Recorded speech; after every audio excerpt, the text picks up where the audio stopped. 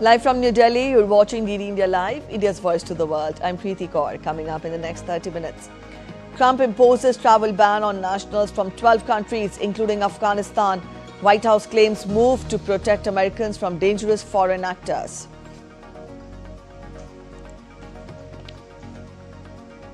Amid an escalating row with the academic institutions, Trump signs a proclamation to restrict foreign students' visas at Harvard University. U.S. threatens Columbia University's accreditation, citing anti-Semitism concerns.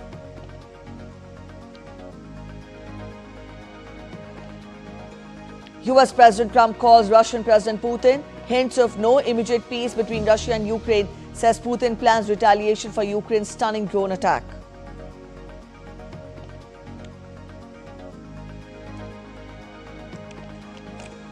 The all-party delegations are returning home after concluding highly productive visits to key partner countries, successfully showcase India's continued fight against terrorism.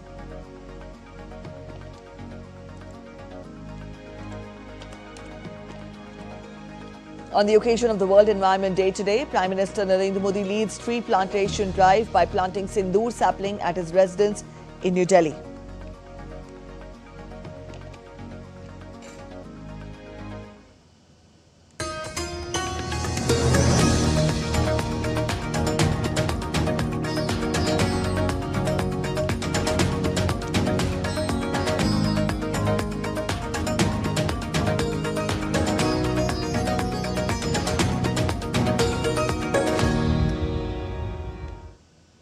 U.S. President Donald Trump signed a new travel ban preventing people from a dozen countries from entering the United States, reviving one of the most controversial measures from his first term. Now, there are an additional 7 countries whose nationals face partial travel restrictions.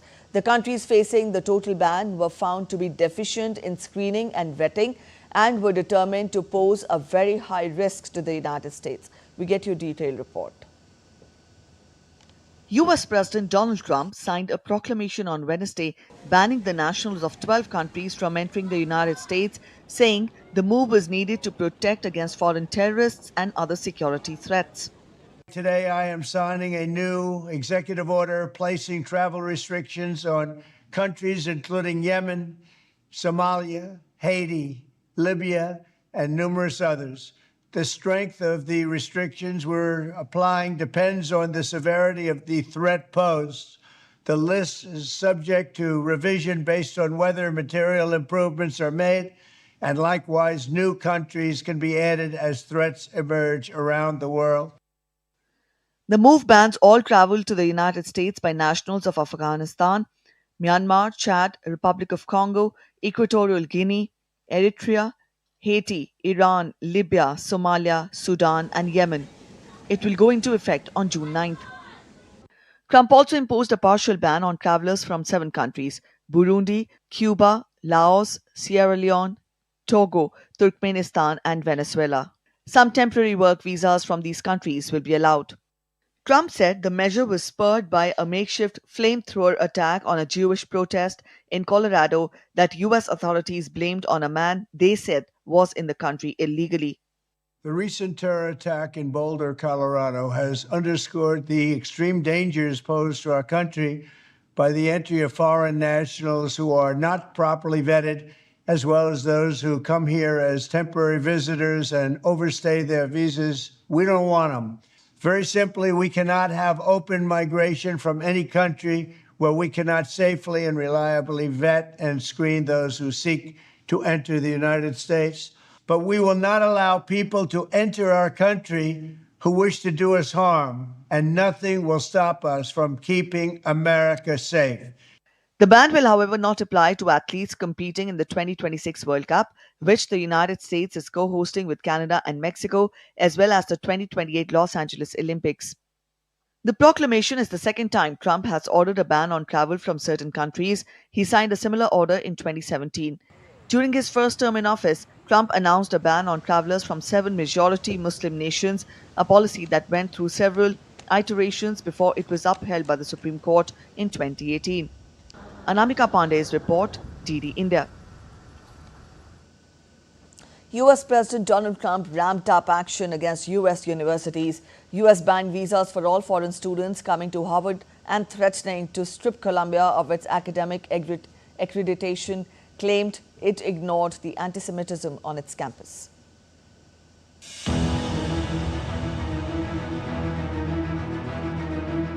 In a furious escalation of his campaign against the academic elite, President Donald Trump has issued an executive proclamation banning all the new international students from attending Howard University effective immediately.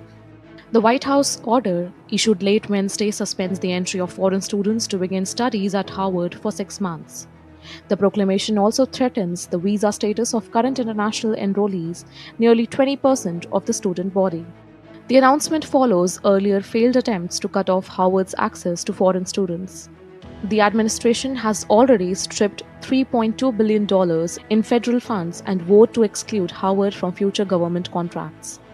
The Trump administration also issued a warning to Columbia University, threatening to strip its accreditation over allegations of anti-Semitism on campus.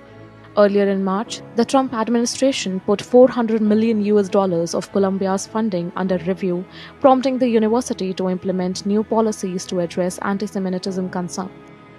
Losing accreditation would deal a devastating blow to Columbia, cutting off federal funding, student financial aid, and research grants. The university confirmed it is addressing the concerns with its accrediting body while asserting that Columbia is deeply committed to combating anti-Semitism on its campus. Bureau Report, DD India. Tensions are searing as Ukrainian drone attacks on Russia's strategic bomber fleet spark warnings of retaliation from Moscow. Russian President Vladimir Putin told US President Donald Trump that a strong response is inevitable. Surely peace remains elusive. In a 75-minute phone call on Wednesday, Putin warned Trump that the recent Ukrainian strikes, which damaged Russia's nuclear-capable bombers, cannot go unanswered. Trump confirmed the conversation was a good one, but cautioned it would not bring immediate peace. Ukraine's bold strikes targeted airfields deep inside Russia, destroying billion-dollar aircrafts. The Kremlin described the attacks as sabotage, accusing Kiev of terrorism, while Putin called Ukraine's government a terrorist organization backed by foreign powers. Везде и всегда в ходе вооруженных конфликтов, к огромному сожалению, страдают гражданские лица. Но то, что было в Брянске, Брянской области, это целенаправленный удар по гражданским лицам. А по всем международным нормам такие действия называются терроризмом. И в то же время просят приостановить боевые действия на 30, а то и на 60 суток. Просят о встрече на высшем уровне. Но как же проводить в этих условиях подобные встречи? О чем говорить?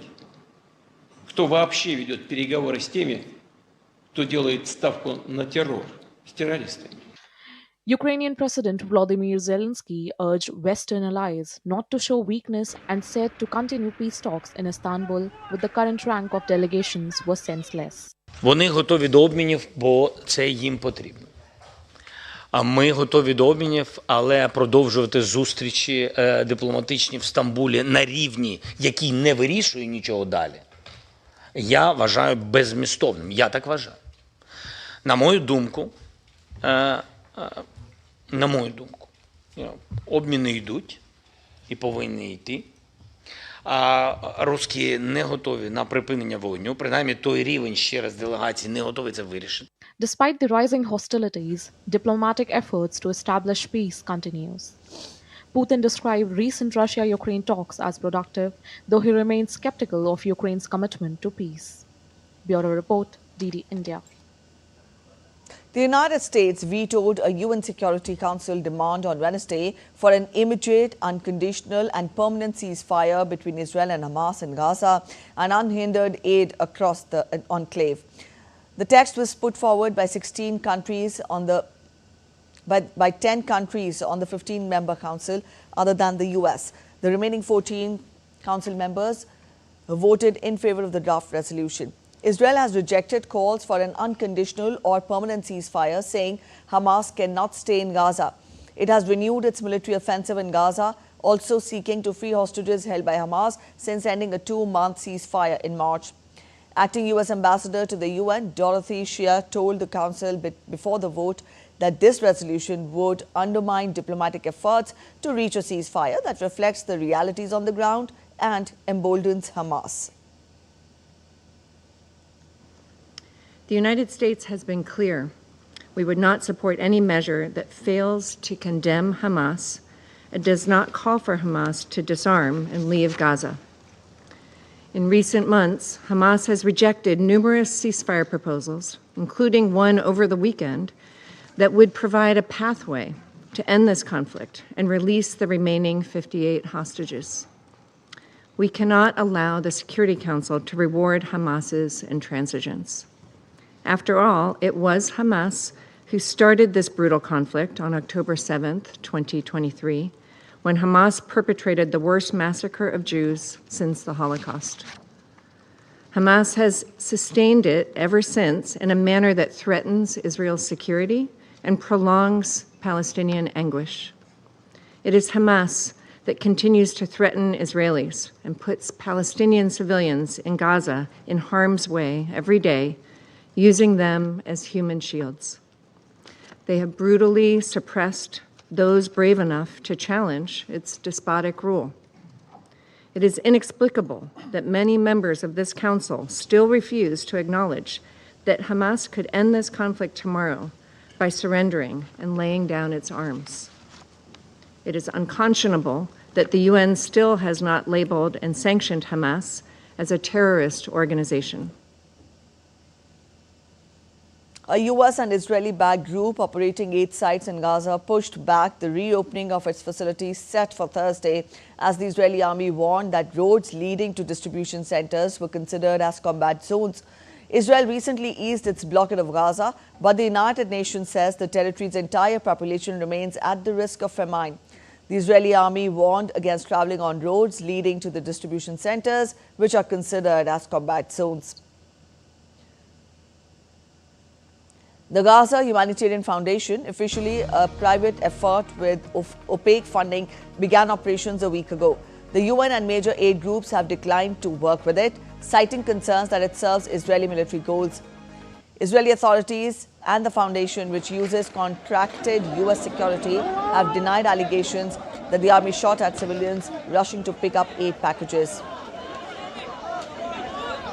Food shortage in Gaza has propelled fresh international calls for an end to the war, but a truce between Israel and Hamas remains elusive.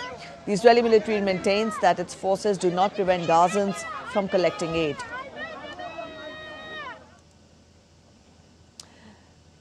U.S. President Donald Trump ordered an investigation into what Republicans claim was a conspiracy to cover up Joe Biden's declining cognitive health during his term in the White House. The move is the latest in a long-running campaign by Trump to discredit his predecessor, which has been joined by Republican Party politicians and their cheerleaders in the conservative media. But it also comes as a growing chorus of Democrats begin to acknowledge the former president appeared to have been slipping in recent years. Trump's claims of a cover-up were also boosted by news that Biden is suffering from an aggressive prostate cancer, with some voices on the right insisting, without evidence, the diagnosis must have been known some time ago to those close to the former president.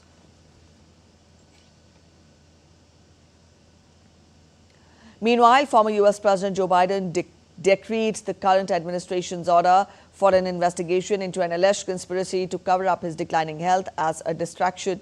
Sharing a statement with the news agency, he said that the decisions made during the presidency is about pardons, executive orders, legislation, and proclamations. Any suggestions otherwise is ridiculous and false.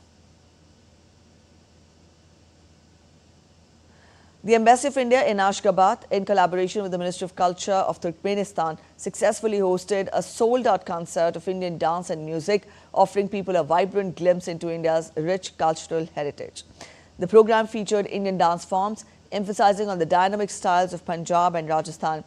Following their performance in Ashgabat, the Indian dance group is set to participate in the International Folk Dance and Folklore Festival, Awaz, the Land of Friendship, at the Awaza National Tourist Zone, continuing this cultural exchange. Muslim pilgrims prayed atop Mount Arafat on Thursday during the high point of the annual Hajj pilgrimage, as Saudi officials called on participants to refrain from being outside during the hottest hours of the day. Despite extreme heat exceeding 40 degrees Celsius, many arrived early in the morning using umbrellas for shade and planned to stay until evening. Saudi authorities urged pilgrims to stay in tents from 10 a.m. to 4 p.m. to avoid the harsh sun. To improve safety, over 250,000 personnel from more than 40 agencies were deployed. Measures included misting fans, 400 cooling units, expanded shaded areas and additional medical staff. After sunset, pilgrims will move to Muzdalifah to collect pebbles for the symbolic stoning of the devil ritual. You're watching DD India Live. We're heading for a short break, but after the break, India to host 4th India-Central Asia Dialogue in New Delhi to boost regional cooperation and connectivity. Government of India, led by Prime Minister Narendra Modi, completes 11 years in office. Stay with us for a special report. India adds 2 more wetlands to the Ramsar list of wetlands of international importance.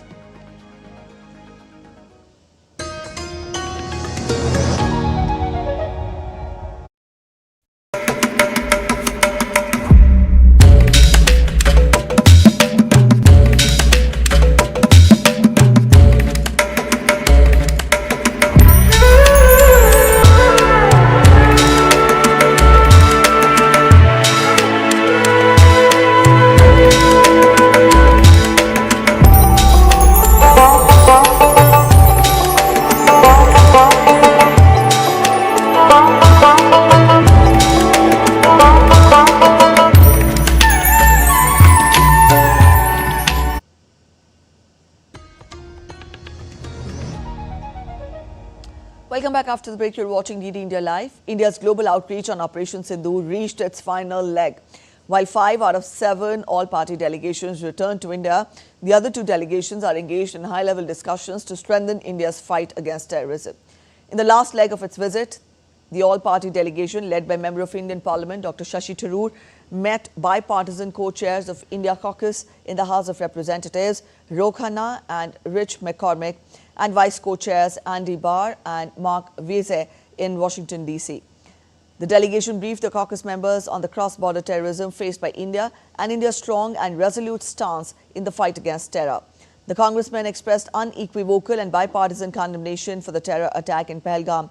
They expressed support for India's right to respond to terrorism in the spirit of zero tolerance against the menace. The caucus members also hailed the strong strategic partnership between India and the US. The all-party parliamentary delegation also held candid and fruitful exchange with the House of Foreign Affairs Committee leadership. The delegation briefed the committee members on the success of Operation Sindoor in defining a new normal in India's fight against cross-border terrorism. The committee leadership condemned the Pahalgam attack unequivocally. The delegation was warmly received at the United States Capitol by a bipartisan group of senior U.S. senators, including leading members from the Senate Foreign Relations Committee, Senate Intelligence Committee, and the Senate India Caucus. The parliamentary delegation discussed the success of Operation Sindoor, laid out details of Pakistan-sponsored cross-border terrorism, and also outlined India's firm resolve to appropriately deal with any such future incidents. Members of Indian parliamentary delegation also had a constructive meeting with the chairwoman of the House Republicans Conference, Lisa McClain. Another all-party Indian parliamentary delegation led by Member of Indian Parliament Ravi Shankar Prasad visited the European Parliament in Brussels, where it engaged with members of the European Parliament, including from the Delegation for Relations with India, the Committee on Foreign Affairs and the Committee on Security and Defence. The delegation briefed members of the European Parliament in detail about the cross-border terrorism directed against India, including the recent heinous attack in Pahalgam, as well as about Operation Sindoor and India's policy of zero tolerance towards terrorism. The discussions focused on enhancing India-EU strategic cooperation, particularly in the areas of counter-terrorism. Upon its return, the members of all the all-party delegations today started meeting External Affairs Minister Dr. S. Jaishankar in the national capital. The minister met the all-party delegation led by Sanjay Jha that visited Japan, South Korea, Singapore, Indonesia and Malaysia.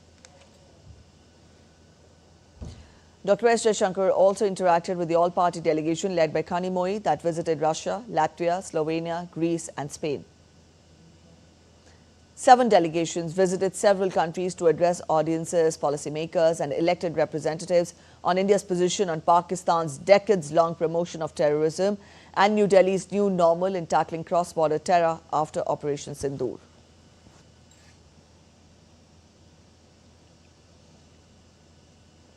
The National Investigation Agency has carried out searches at multiple locations on Thursday morning in Shopian district in connection with the terror funding case being probed by the agency. Assisted by the local police and the CRPF, the NIA conducted searches in Reban, Nildura, Chaku and Batmuran, Vanpura areas of Shopian district.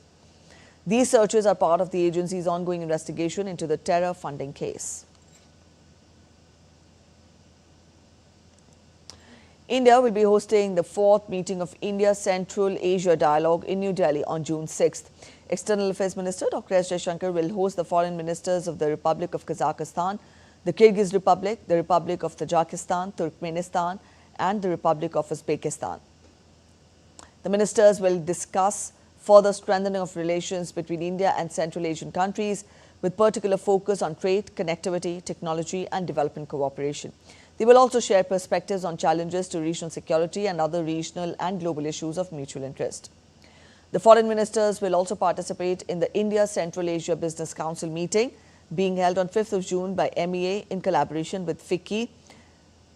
The India Central Asia Dialogue is a manifestation of mutual interest on part of India and the Central Asian countries to forge even closer, wider and stronger partnership in a spirit of friendship, trust and mutual understanding. Deputy Prime Minister and Foreign Minister of Kazakhstan, Murat Nurtliyev, met India's External Affairs Minister Dr. S. Jaishankar in the national capital.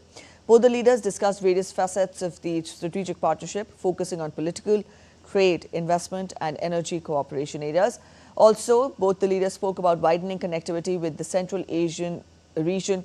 During the meet, External Affairs Minister Dr. S. Jaishankar appreciated Kazakhstan leaders' support of zero tolerance for terrorism. Foreign Minister of Tajikistan, Sirojuddin Muhyiddin, also arrived in India. His official visit to India includes participation in the 4th India Central Asia Dialogue as well as bilateral engagements. Also, Foreign Minister of Kyrgyz Republic, in fact, Zinbek Kulubayev is in New Delhi to participate in the dialogue. Foreign Minister of Turkmenistan, Rashid Meredov, also received a warm welcome on his arrival in New Delhi. All the visiting ministers will be participating in the 4th India Central Asia Dialogue. Government of India, led by Prime Minister Narendra Modi, completes 11 years in office. The government is celebrating the first anniversary of the 3rd term of the government. On this day and on this occasion, Prime Minister Narendra Modi shared a video on social media platform X, highlighting the government's major achievements in the last 11 years. Prime Minister Modi said, over the past decade, the NDA government has taken path-breaking steps to uplift several people from the clutches of poverty, focusing on empowerment, infrastructure and inclusion. All the government's key schemes transform the lives of the poor. Initiatives like PM Awas Yojana, PM Ujjwala Yojana, Jan Dhan Yojana and Ayushman Bharat have enhanced access to housing, clean cooking fuel, banking and healthcare. The push for direct benefit transfer, digital inclusion and rural infrastructure has ensured transparency and faster delivery of benefits till the last mile. Over 25 crore people have defeated poverty due to these schemes. Prime Minister Modi further said that the government remains committed to building an inclusive and self-reliant India where every citizen has the opportunity to live with dignity. World Environment Day is being observed across the globe. The theme of World Environment Day this year is Beat Plastic Pollution. To mark the occasion, Prime Minister Narendra Modi led a special tree plantation initiative in New Delhi, reaffirming India's commitment to environmental stewardship and also green mobility. Prime Minister Modi planted a banyan sapling under the Ek Ped Maa Ke Naam initiative. The initiative is part of the Aravali Green Wall project, which aims to reforest the 7,000 kilometers Aravalli range. Prime Minister also flagged off 200 electric buses under Delhi government's Sustainable Transport Initiative, promoting clean urban mobility and symbolizing the nation's collective responsibility towards ecological balance. Prime Minister Narendra Modi also planted a sindoor sapling at his official residence in New Delhi. The sapling was gifted to Prime Minister Modi by a group of women who had shown remarkable courage in the 1971 war during the recent visit to Kutch. Prime Minister Modi was touched by this gesture and said that he would plant this sindoor sapling at his residence. Today, on the World Environment Day, Prime Minister Modi planted the sindoor sapling at his official residence at 7 Lok Kalyan Marg in New Delhi. India added 2 more wetlands, Kichan in Palori and Menar in Udaipur, to the Ramsar list of wetlands of international importance. With these additions, India's total count of Ramsar sites now stands at 91. India has the highest number of such wetlands in Asia. Prime Minister Modi welcomed the news, describing it as a sign of India's strides in environmental conservation, powered by public participation and happening with great vigor. Wetlands are the areas where water covers the soil or is present either seasonally or throughout the year. These ecosystems are vital for maintaining biodiversity, mitigating floods and filtering pollutants. They serve as habitats for a rich variety of plant and animal species, especially the birds, fish and amphibians, and are crucial to the health of the planet. With that, we end this edition of DD India Live. Thanks for watching. Bye-bye.